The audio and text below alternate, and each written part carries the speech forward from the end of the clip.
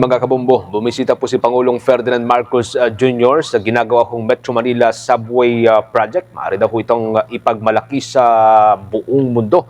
Tiniyak din ni Pangulong Marcos yung pong magiging transparency, pagiging bukas doon sa implementasyon ng naturang proyekto. Nagkakalaga daw po ito ng 488 billion pesos. May report yan si Bomboana Liz Soberano. Personal na ininspeksyon ni Pangulong Ferdinand Marcos Jr. ang Metro Manila Subway Project sa may bahagi ng Show Boulevard at groundbreaking ng Kalayaan Avenue at BGC Station sa Taguig. Ang Metro Manila Subway Project ay may route length na 33.1 kilometers mula sa Valenzuela City patungong Parañaque City at magtatapos sa Bikutan na mayroong connection sa NAIA Terminal 3 sa Pasay City. Ang subway ay mayroong 17 stations. Ang nasabing proyekto ay pinondohan ng Japan International Cooperation Agency o JICA sa ilalim ng loan agreement. Ang total approved project cost ay nagkakahalaga ng mahigit 488 billion pesos. Inihayag ni Pangulong Ferdinand Marcos Jr. na napatunayan ng pamahalaan na posible ang matagal nang pinapangarap na subway sa Metro Manila at maipagmamalaki ito sa buong mundo. Masaya ring inulat ng Pangulo na maayos ang takbo ng construction at mas pinabilis pa ito kumpara sa original na timetable.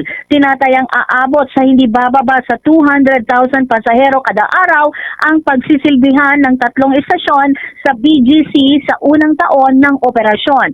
Kapag ganap nang natapos ang 33-kilometer Metro Manila Subway, mababawasan ang biyahe mula Valenzuela hanggang BGC mula sa 1 oras at kalahati, ngayon ay magiging 29 minutes na lamang ito. Malaki rin anya ang maitutulong ng proyekto sa koneksyon patungong Paliparan. Mula Quezon City hanggang Ninoy Aquino International Airport, iiksi ang biyahe mula mahigit 1 oras hanggang 35 minutes na lamang.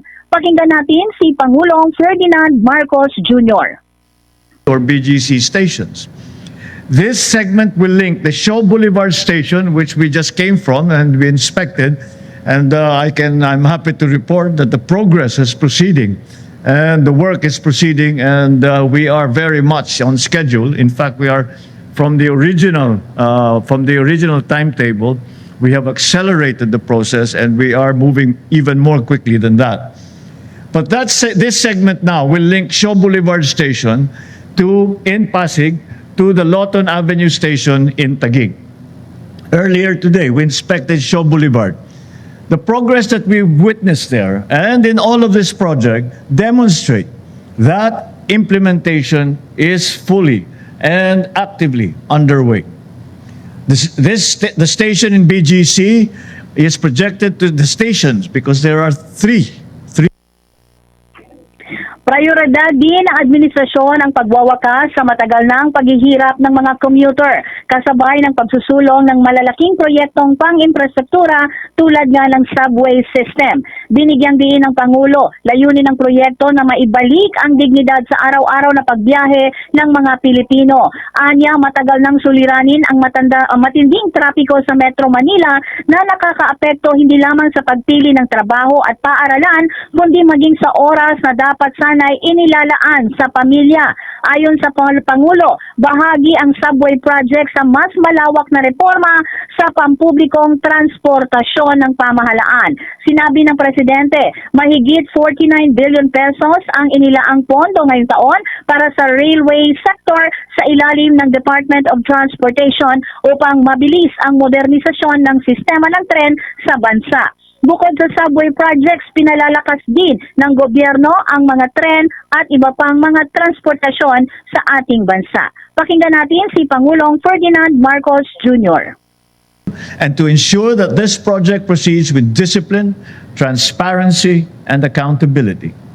Certainly, this project will outlast its administration, but its benefits and impact will endure, serving generations of Filipinos yet to come. Ladies and gentlemen, the subway beneath our city also serves as a foundation for a greater nation above it.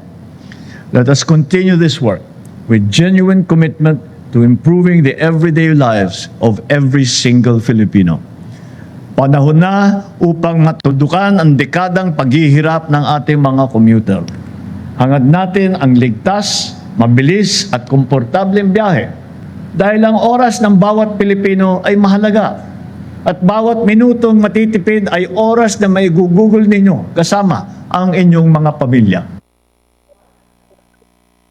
Si Pangulong Ferdinand Marcos Jr. Mamayang gabi, magkakaroon din ng event ang Pangulo, kaya't inaabangan din natin ang mga detalye hinggil dito. Mula sa Malacanang, Bombo Anali Montaño Soberano nag-uulat. And this is Bombo Radio Philippines, the #1 and most trusted source of news and information. Basta Radio, Bombo! For the most trusted source of news and information, visit our website at www.bomboradio.com. Follow us on Bombo Radio mobile app, Facebook, YouTube, TikTok, and X, formerly Twitter.